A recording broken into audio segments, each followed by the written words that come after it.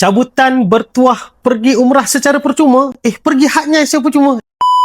Ya, betul. Kami di Mursyid Al-Haram Interventus sempena Mata Fair September ini. Tuan-puan berdaftar daripada 20 hari bulan bermula daripada hari ini sehingga Mata Fair nanti, tuan-puan layak untuk mendapat cabutan bertuah secara percuma. Ada 3 pakej umrah secara percuma. Ada cabutan bertuah pergi ke Hak Nyai.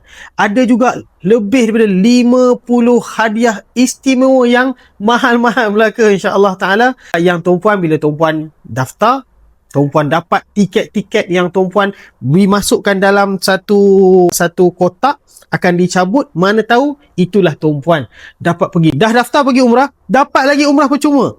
Daftar ground tour, dapat pergi umrah secara percuma. Semua benda tu dengan Mursyid Al-Haram Interventus, dengan pendaftaran bermula daripada 20 Ogos sehinggalah hari Mata Fair September nanti, 4, 5, 6 September insya-Allah taala. Yang penting tuan-puan datang, tuan-puan hubungi kita segera. Tuan-puan rancang nak pergi umrah, tuan-puan rancang nak pergi tour, tuan-puan rancang nak buat ibadah akikah korban dan sebagainya, tuan-puan hubungi kita. Mana tahu rezeki tuan-puan daftar pergi umrah, dapat umrah percuma. Daftar pergi tour, ground tour dan sebagainya, dapat pakej umrah secara percuma, bila mana dapat cabutan bertuah. 3 orang yang kita nak taja pergi umrah secara percuma melalui cabutan bertuah. Daftar segera, dapatkan maklumat daripada kami segera. Hubungi kita segera. Assalamualaikum warahmatullahi wabarakatuh.